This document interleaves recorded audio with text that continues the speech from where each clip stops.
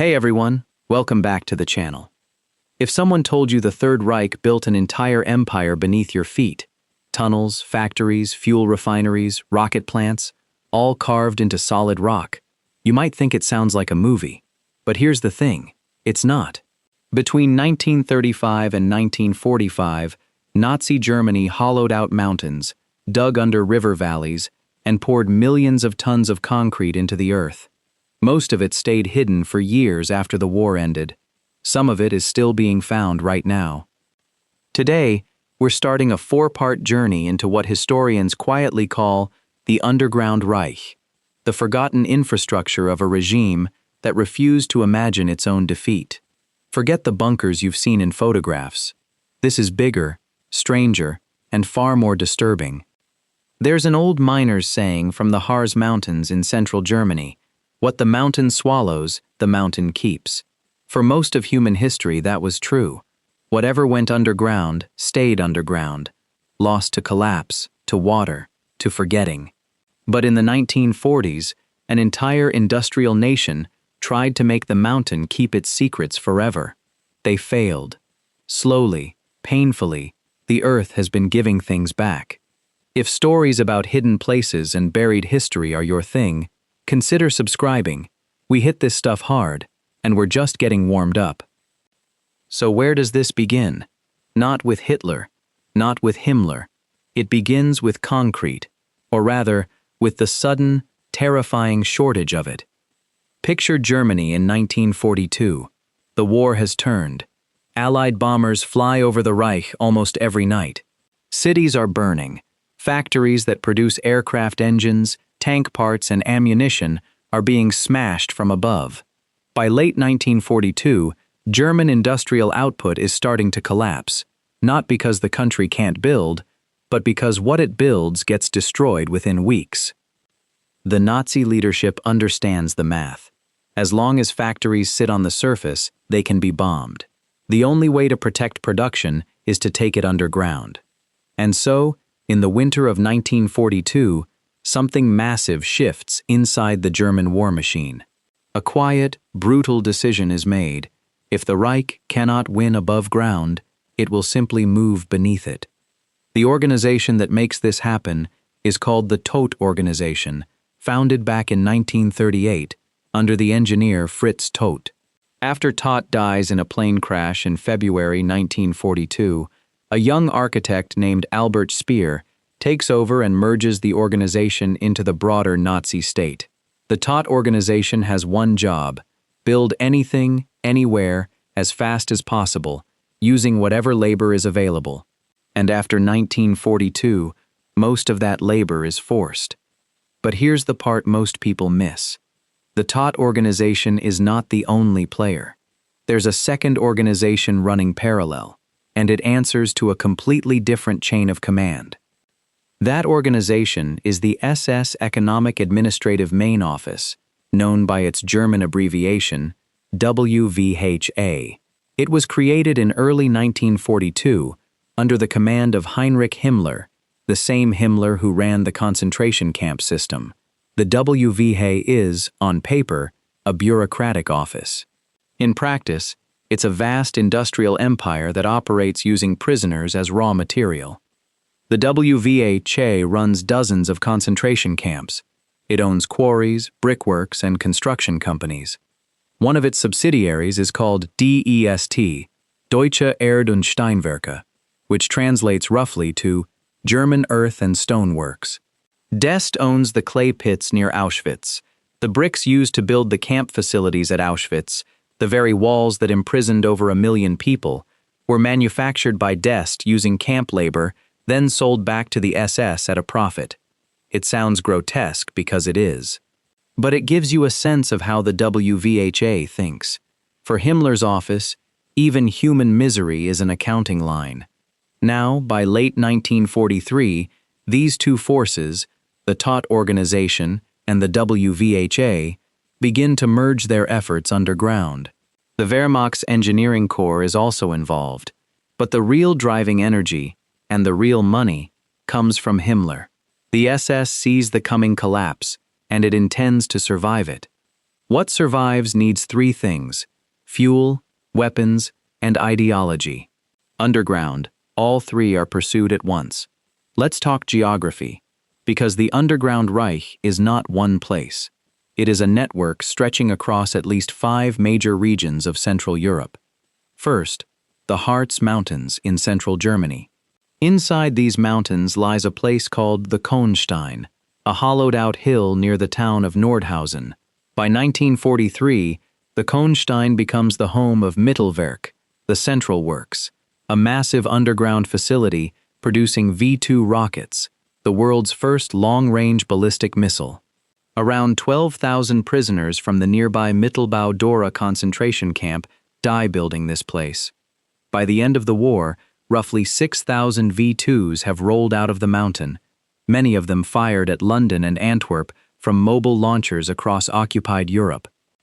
Second, the Ore Mountains, the Erzgebirge, on the border between Saxony and Bohemia. Old mining tunnels, some of them centuries old, are expanded and connected. New ones are drilled. This region becomes the heart of what we'll explore in Part 2, a project so vast that its full size is still debated today. Third, the Bavarian Alps, around the Obersalzberg region near Berchtesgaden. This is where Hitler kept his mountaintop home, the Berghof, and where the famous Kehlstein House, the so-called Eagle's Nest, sits above the town. Beneath this area lies a network of bunkers, air raid shelters, and storage tunnels that we'll return to later. Fourth, the Ruhr Valley in western Germany. Germany's industrial heartland had been honeycombed with mining tunnels for coal and limestone since the 1800s. The Nazis convert many of these into weapons storage, aircraft assembly halls, and hidden fuel dumps. Fifth, and most mythologized of all, the Alpine Redoubt, the Alpenfestung, a supposed Nazi fortress in the mountains of Austria and southern Bavaria. We'll get to the truth about that in a later installment. For now, just know that Allied generals in 1945 took it seriously enough to redirect entire divisions. So what was actually being built underground? 3 categories of things, mostly. Number 1, weapons production. Submarines needed dry, hidden construction halls to escape Allied air cover. Jet engines needed precision machine tools, and precision machine tools needed protection from bomb blasts. V-weapons needed assembly lines that could not be destroyed in a single raid. Underground space solved all of these problems, at terrible human cost. Number 2, synthetic fuel. Germany had limited access to oil. The chemical giants IG Farben and Brabag had developed processes to turn coal into gasoline and aviation fuel. These plants were massive, complex, and insanely flammable. Underground, they were also reasonably safe from above. Number 3, documents, art, currency, and ideology. The Nazis systematically looted occupied Europe. Gold, paintings, rare books, religious relics, scientific samples, all of it had to be stored somewhere. Some of it ended up in underground mines and purpose-built vaults. The most famous discovery came in April 1945, when American soldiers from the Third Army stumbled into a salt mine near the town of Merkers in Thuringia. Inside, they found hundreds of crates containing currency, gold bars, and artworks, including pieces that had been missing for years. General Eisenhower, General Patton, and a young captain named Walter Bedell Smith walked through that mine together and reportedly stood speechless before a wall of stacked currency and paintings. But before any of this was discovered, the people building these places knew they were running out of time. By the autumn of 1944, the Allied advance from the west and the Soviet advance from the east are squeezing Germany like a vice. Construction crews work around the clock. Prisoner labor is pushed past exhaustion. Mortality rates in underground camps climb into the double digits per month. The regime that preached racial purity is now depending for its survival on the labor of the very people it has been trying to destroy. There is something almost theological in how the Nazis thought about underground space. Hitler, Himmler, and several other senior figures were obsessed with ruins, with empires that had outlived their builders. Himmler in particular was fascinated by mythology, by ancestors, by the idea that Germanic civilization had once lived in caves and tunnels, and that modern Germans should return to that older wisdom. The SS built ritual spaces inside some of these underground complexes.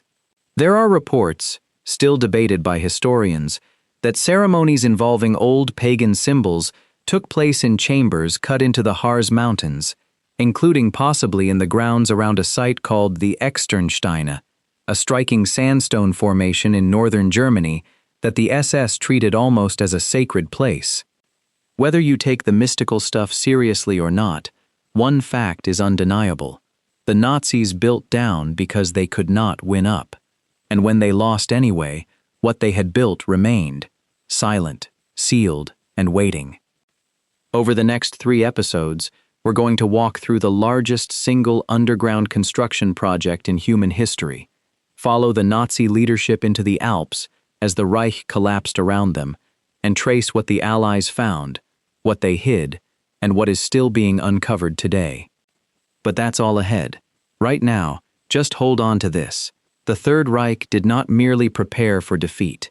It tried to engineer a future that could survive defeat, and it did so by digging downward, into the rock, into the earth, and, in the most literal sense possible, into the bodies of the people it enslaved. Next time, we go to Saxony, to a project that makes Mittelwerk look like a sandbox, a place called Riesa, where the SS tried to build an underground fuel empire that, if completed, would have reshaped the post-war world. I'll see you there.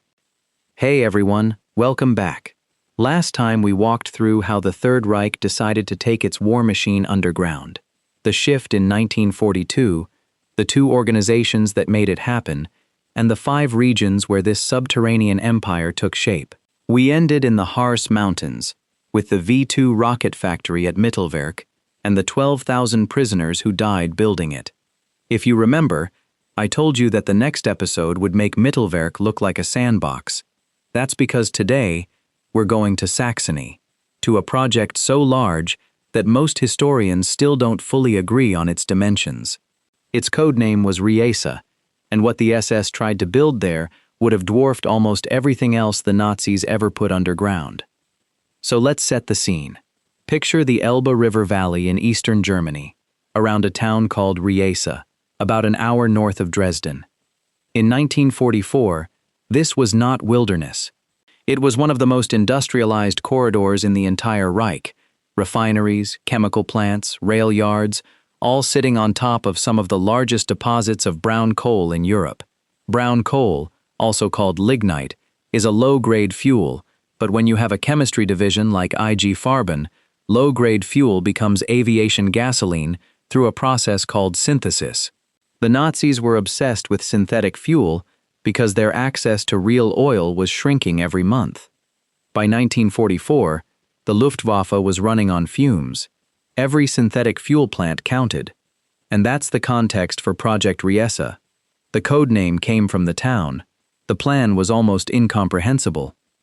The WWII, the same office that ran Mittelwerk and the concentration camp economy, decided to build not 1, but 3 enormous underground oil refineries beneath the Elbe Valley, each one carved into a hillside or beneath a town, each one designed to turn lignite into hundreds of thousands of tons of fuel every year. Added to that was a network of underground factories, storage halls, and connecting tunnels. The total planned volume, if you add up all the chambers and galleries that were drawn on the engineers' blueprints, exceeded 1 million cubic meters per facility. Let that number settle for a moment. 1 million cubic meters. That's a cube roughly 100 meters on every side. 1 facility, 3 of them, side by side. To put it in perspective, remember the Mittelwerk V2 facility we talked about last time. Mittelwerk had about 95,000 square meters of usable floor space, which was already considered enormous for an underground site. Project Riesa, per facility, was planning roughly 10 times that volume. Across all 3 sites together, You're looking at something approaching 30 times the size of Mittelwerk. In raw engineering terms, this was the largest underground construction project ever attempted in human history, and almost no one outside a handful of German engineers and SS officers knew it existed while it was being built. Who actually worked on it? That story is grim, but you need to hear it. Construction began in late 1944, probably around October, under the direct authority of the SS WWII. The labor force was drawn from concentration camp prisoners, primarily from three sources. The first was Sachsenhausen, a camp north of Berlin. The second was Ravensbrück, the women's camp located further north. The third, and this is the detail that makes the whole project even darker, was a network of subcamps attached to Auschwitz III, also called Buna or Monowitz, the camp that IG Farben had built to provide slave labor for its own synthetic rubber and fuel operations near the Polish town of Oświęcim. A subcamp was established at Zeithain, just a few kilometers from Riesa, and placed under the command of an SS officer named Max Kögel, who had previously run Ravensbrück and several other camps. The prisoners at Zeithain were worked in shifts, around the clock, in conditions that were already fatal. Mortality climbed steeply through the winter of 1944 and into the spring of 1945. Disease, exhaustion, beatings, and malnutrition did what the engineering blueprints could not. They set the project permanently behind schedule. By the time the Allies reached Saxony in the spring of 1945, the underground refineries at Riesa were nowhere near completion. The first facility was perhaps 20% finished in terms of structural excavation. The second was less. The third was barely begun. The chambers that had been hollowed out were partially lined with concrete, partially fitted with drainage, and in some cases flooded from groundwater because the pumping systems were never adequate. The machinery that was supposed to fill those chambers, pressure vessels, distillation columns, cooling systems, pipework, was either sitting in pieces on the surface or had never arrived. There was no synthetic fuel being produced at Riesa when the war ended. What existed was a wound in the earth, filled with unfinished concrete and human bones. Now here's where the story gets strange, because the silence around Riesa lasted for decades. When Soviet troops entered Saxony in the spring of 1945, they didn't ignore these sites. On the contrary, they were obsessed with them. Soviet intelligence, including units attached to SMERSH, the Soviet Military Counterintelligence Directorate, had been briefed before the advance about underground facilities in the region. Special trophy brigades moved in alongside combat troops. Their job was not just to seize territory, but to seize technology. German engineers were interrogated, often for weeks. Blueprints were confiscated. Working equipment was packed onto rail wagons and shipped east. Anything that could teach the Soviet Union about synthetic fuel production, underground construction, or industrial-scale forced labor was treated as a strategic asset. But the Soviets did something else with these sites that took longer to understand. They sealed them, not symbolically, physically. Tunnel entrances were demolished with explosives. Vertical shafts were collapsed. Drainage channels were redirected to flood the lower chambers. In some places, the rubble was deliberately mixed with chemical waste and mining debris. The official Soviet narrative after the war was that these facilities had been minor, incomplete, and militarily irrelevant. The underground spaces were described as abandoned quarries or natural caves that had been partially modified. Anything that would have confirmed their actual scale was either destroyed or filed away in classified archives. There are several reasons the Soviets might have wanted this buried. The first is straightforward. They wanted to use Saxony's brown coal themselves. The open-cast lignite mines of eastern Germany were strategically important to the GDR economy for decades after the war. Some of the Riesa infrastructure sat directly above or adjacent to seams that were scheduled for extraction. Flooding the underground spaces made it easier to strip mine the surface without worrying about collapse. The second reason is political. Acknowledging that the Nazis had built vast underground factories using prisoners from Auschwitz a camp the Soviets themselves had liberated, would have complicated the GDR's self-image as the anti-fascist state. Better to let the tunnels fill with water and let history forget. The third reason is technological. Some of what was underground at Riesa was connected to fuel processes the Soviets wanted to study in secret. Sealing the sites kept any potential Western intelligence from seeing what had been recovered. For the next 45 years, the underground Reich at Riesa stayed underground. The GDR built apartment blocks and industrial facilities on top of some of the sealed entrances. School children played in parks built over collapsed shafts. Farmers worked fields that hid flooded galleries beneath their topsoil. The prisoners who died there were buried in unmarked graves nearby, and the locals who knew what had happened were generally advised, sometimes gently, sometimes less gently, not to talk about it. Then came 1989, and the wall fell, and the two Germanys began the long process of reunification. By the mid-1990s, the Brandenburg Memorial Foundation and the Saxony State Archives in Dresden started reopening old files. Independent historians began interviewing survivors and descendants. Geophysical surveys started probing the ground with instruments that didn't exist during the original construction: magnetometers, ground-penetrating radar, drone-mounted LiDAR. What they found was disturbing in a very specific way. The blueprints the Soviets had taken were incomplete. The sealed tunnels, when partially drained and entered by speleologists and forensic teams, revealed structures that didn't match any plan in any archive.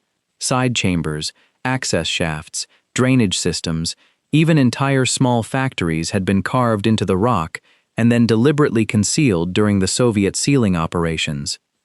Either the Germans hid things from their own engineers, or the Soviets added their own modifications after the war, or both. We still don't fully know. For comparison, I want to bring in something that might sound unrelated, but actually helps explain why this matters. Between 1970 and 1994, the Soviets drilled what became the deepest artificial hole on Earth, the Kola Super Deep Borehole in the Russian Arctic. They drilled it for science, to study the crust of the planet. The deeper they went, the stranger things got. Rocks behaved unexpectedly. Temperatures rose faster than models predicted. Equipment failed. When the project was finally abandoned due to lack of funding, the hole was capped and welded shut. The site is still there. The hole is still there. What we know about what's inside it comes mostly from instruments, not from human eyes. The underground Riesa complex is in some ways the opposite problem. We know it's there. We know roughly where it is. We can't safely go into most of it. The chambers are partially flooded. The ceilings are unstable in places, and there is an additional problem that every survey team has to take seriously: unexploded ordnance. Saxony in general is one of the most contaminated regions in Europe in terms of leftover munitions from the Second World War. Tens of thousands of items, aerial bombs, artillery shells, hand grenades, V-weapon components, are still recovered every year by bomb disposal teams, often from construction sites, often from agricultural fields. Some of those munitions have ended up inside underground cavities, either dropped in during the war, dumped there by retreating German forces, or pushed in during Soviet sealing operations. Until those hazards are cleared, large sections of the Riesa underground will remain officially off-limits. So what do we actually know, after 80 years? Here is the honest answer. We know that the SS planned 3 refineries with a combined annual fuel output target of around 2.7 million tons of synthetic product. We know that the chambers were designed to be roughly 100 meters long, 20 meters wide, and 20 meters high, essentially, factory halls turned on their side and buried. We know that construction used concrete formulations that incorporated local aggregate and, in some cases, crushed brick from demolished buildings, including structures in nearby towns that had been torn down to provide material. We know that the labor force numbered in the low thousands at peak and that mortality was catastrophic. We know that the Soviets entered, removed what they wanted, sealed the rest, and lied about what had been there.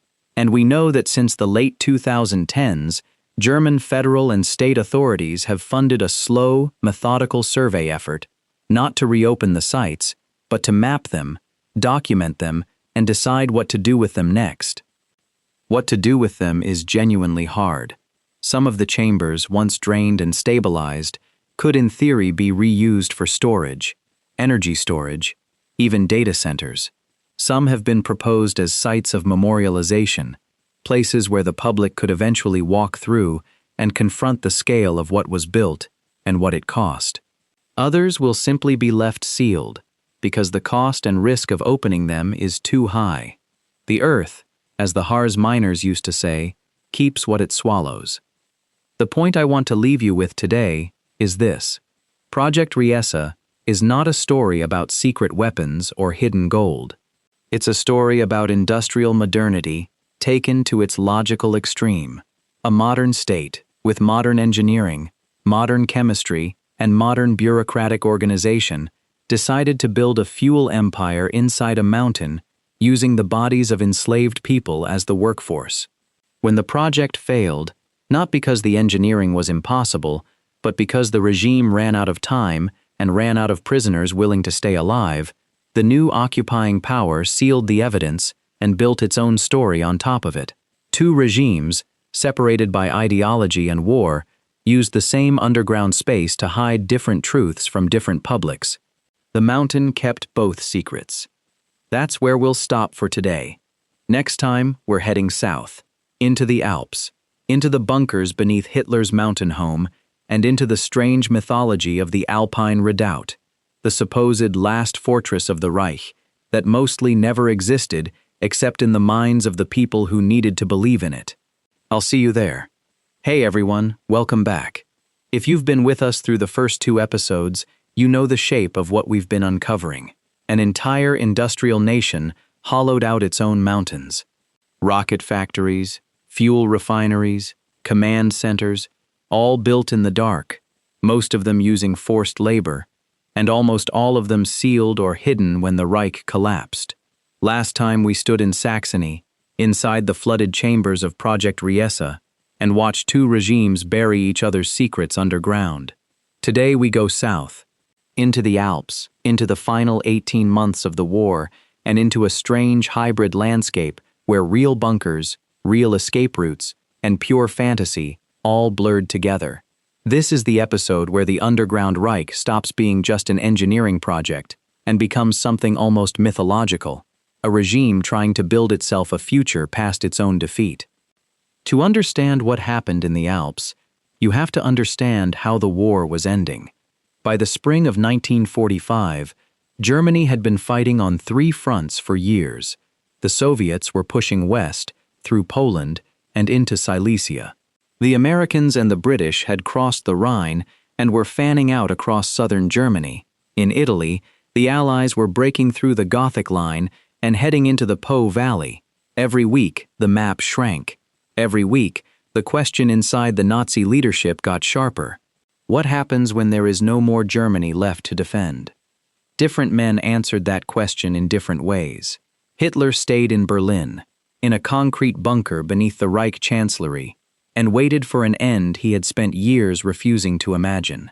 Himmler, who had once spoken casually about the Reich lasting 1,000 years, now moved quietly through northern Germany, trying to negotiate surrender terms with the Western Allies behind Hitler's back. Goebbels stayed in Berlin too, and killed himself and his family in the garden of the Chancellery. Hermann Göring, the man who had built the Luftwaffe into the most feared air force in Europe, sat in his Bavarian estate and waited to be arrested. And then there was Martin Bormann. Bormann deserves a moment, because his story is the bridge between the real bunkers of the Alps and the imaginary ones.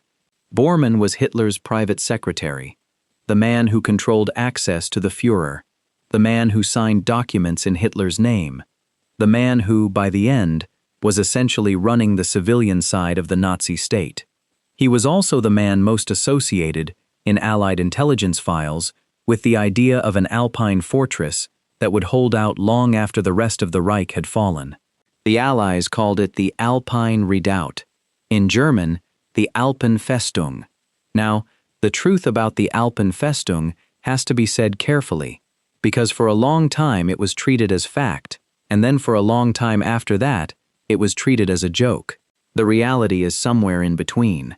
The Alpenfestung, as a unified military position capable of continuing the war after the defeat of the rest of Germany, never existed. There was no single fortress. There was no master plan to retreat into the Alps and fight on for years.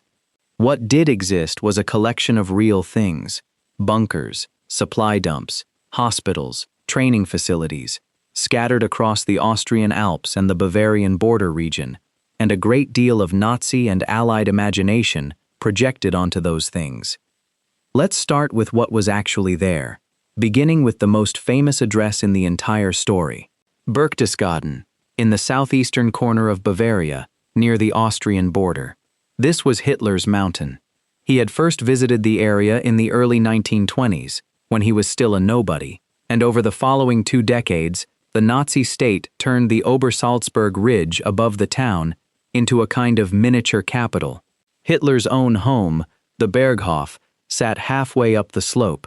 Above it, perched on top of a near vertical cliff, the Kehlstein House, the building the Allied soldiers would later call the Eagle's Nest, was constructed as a kind of diplomatic reception hall, reached by a bronze-lined elevator that ran up through the mountain itself. Below the Berghof, the Platterhof had been a small hotel before the Nazis took it over and turned it into a guest house for visiting dignitaries. And below all of that, cut into the rock of the mountainside, was a network of bunkers and shelters that had been expanded repeatedly through the war. By April of 1945, when Allied bombing of the Reich was at its peak and the front lines were getting closer, this network became very busy. Documents were being burned in the courtyards. Boxes of files, art, currency, and personal possessions were being moved into the tunnels for safekeeping. The Berghof itself was hit by Allied bombers and partly burned. Hitler's staff used the mountain bunkers as a kind of last stand, even though most of them knew the war was lost. Eva Braun was at the Berghof in the final weeks, and so were several of the older Nazi officials who had retreated south to wait for the end.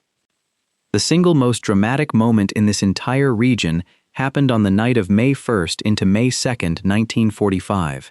Martin Bormann, according to the testimony that survived and the investigations that followed, left Berlin on the evening of May 1st, the day after Hitler's suicide, and flew south in a small Focke-Wulf night fighter.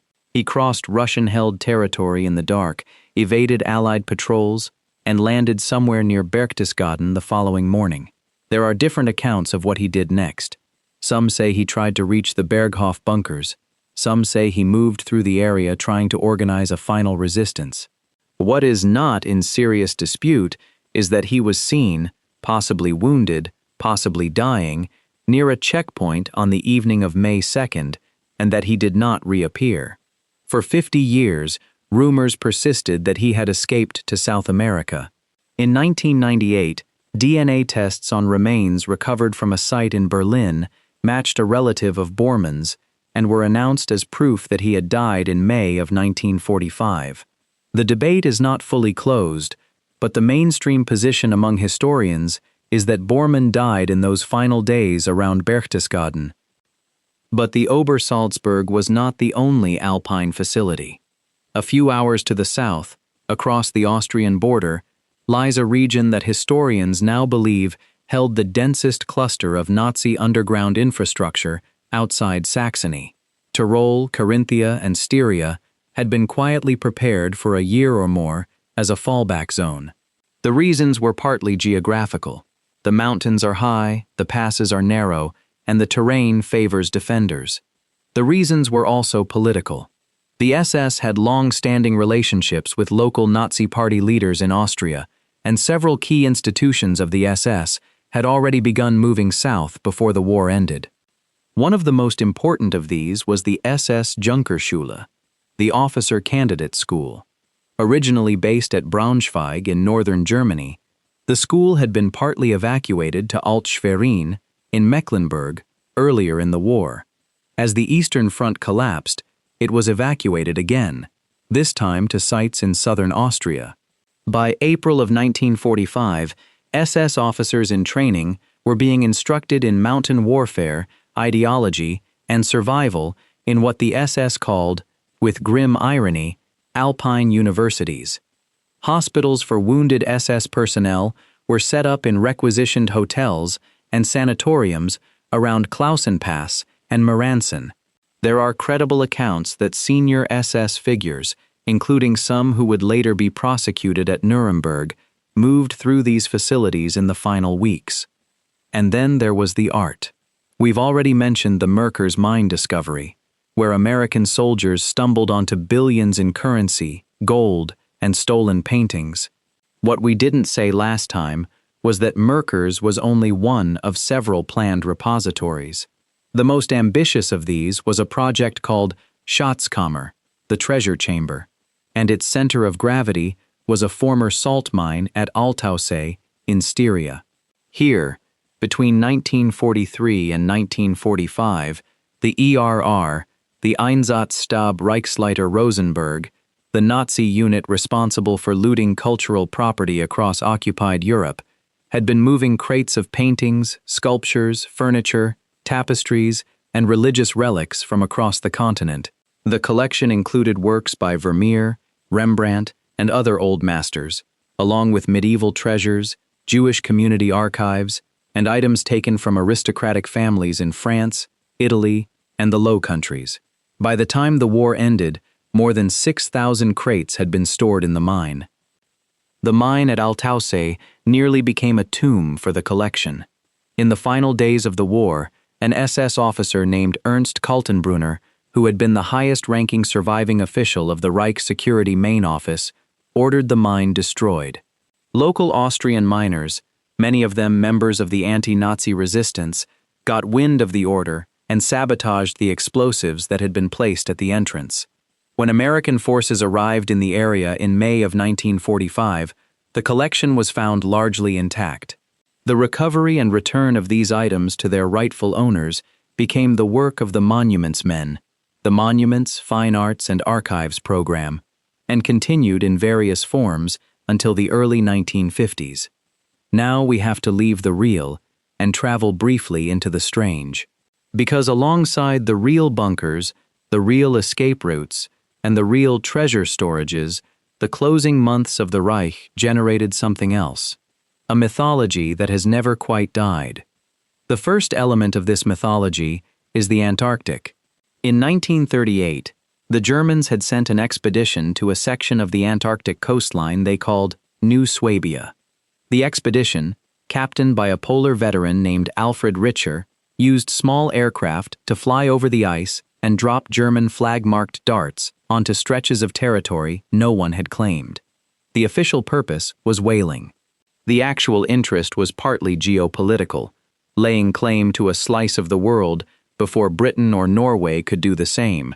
After the war, a persistent rumor arose that this expedition had been the cover for establishing underground submarine bases inside the Antarctic ice, and that U-boats had continued operating out of these bases for years after the German surrender. The rumor received an unexpected boost in the late 1940s when the United States Navy launched Operation High Jump, a large-scale expedition to the Antarctic led by Admiral Richard Byrd. The official purpose was training and research. Conspiracy theorists concluded that the real purpose was to find and destroy the hidden German bases. The U.S. Navy has always denied this. No physical evidence of German Antarctic bases has ever been produced. The second element is the escape route south. We have to be careful here, because the truth is dramatic enough without exaggeration.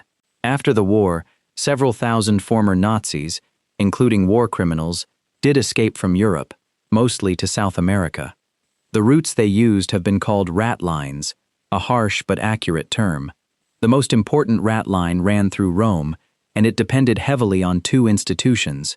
The first was the Vatican, which through a network of Catholic clergy, most famously Bishop Alois Hudal in Rome, provided travel documents, baptismal certificates, and shelter to fleeing Nazis. The second was the Argentine embassy in Rome, which under President Juan Perón issued visas and safe conduct letters at a scale that suggests deliberate policy rather than administrative confusion.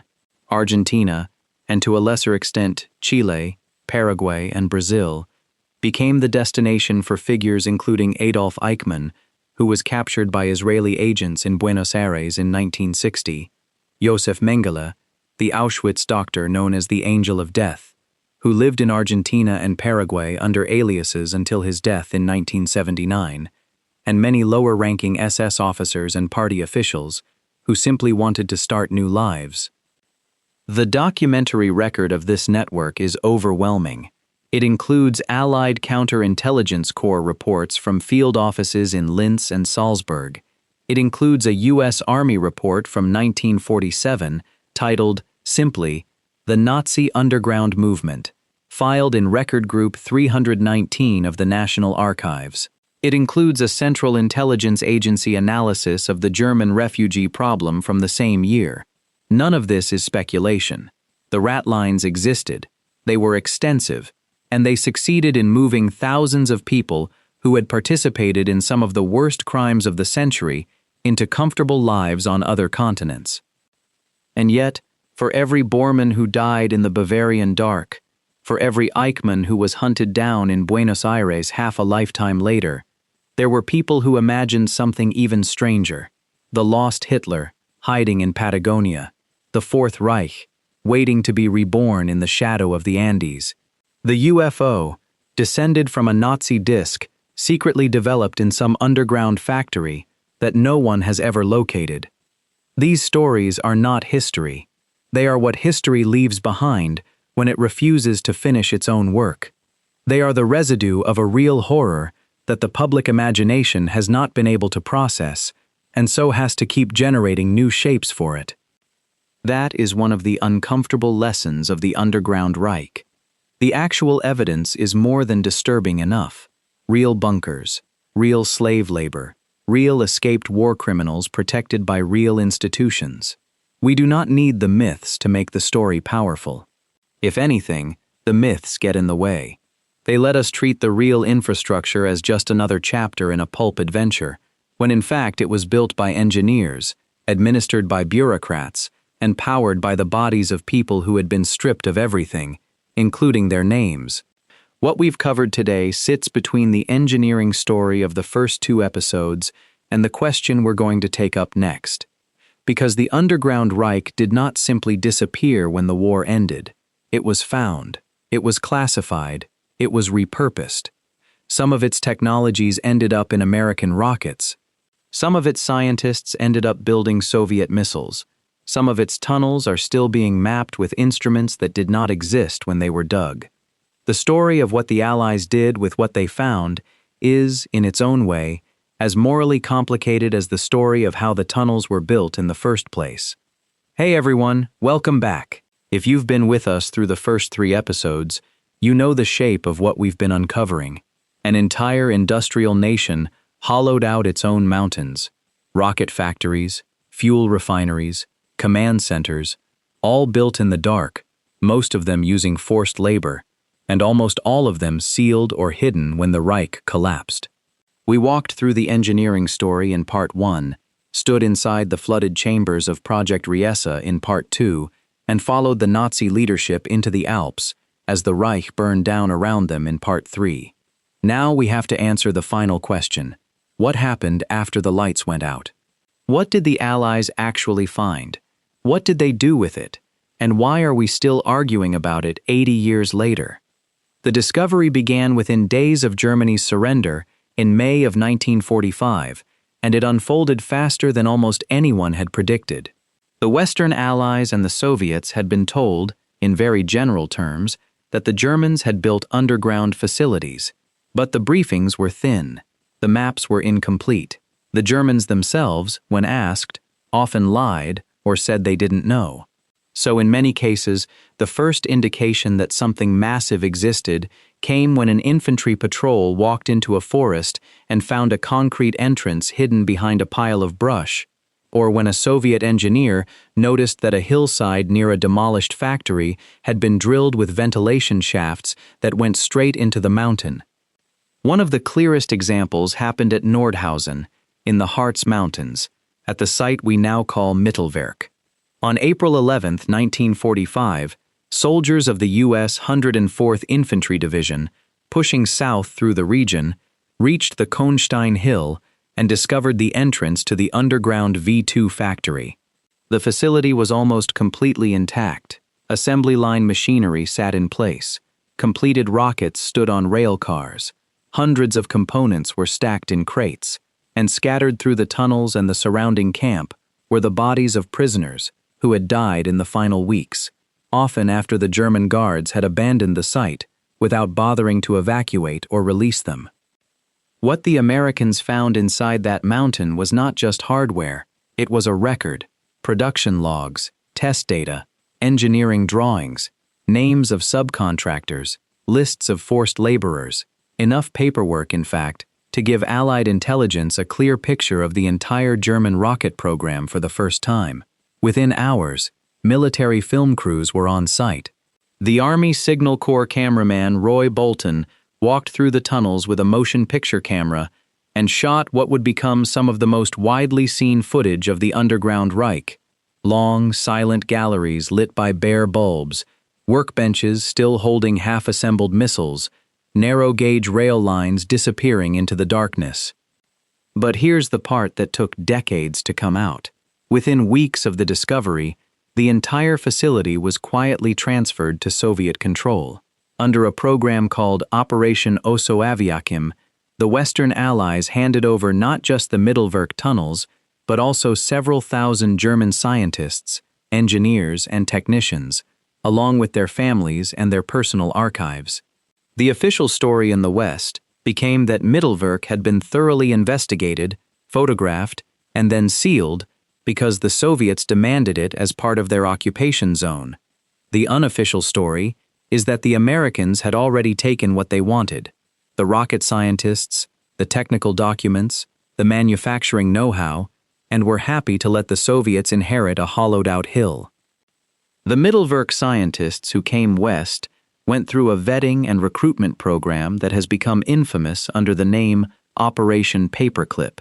Between 1945 and the late 1950s, roughly 1,600 German specialists were brought to the United States, given new identities, and put to work on American defense projects. The most famous of them was Wernher von Braun, the technical director of the V2 program, who had also been a member of the SS and who had personally approved the use of concentration camp labor at Mittelwerk. Within a few years, von Braun was designing rockets for the U.S. Army at Fort Bliss, Texas, and within a decade, he was leading the Saturn program that would put American astronauts on the moon. Many of his colleagues from Mittelwerk ended up at the same facilities, working on guided missiles, satellite programs, and early computer design. None of them were seriously investigated for their role in the camp system. None of them served sentences for war crimes. Some of them, including von Braun, had personally witnessed hangings of prisoners who had been accused of sabotage. The American decision to absorb these men was not made out of sympathy for the Nazi cause. It was made out of fear.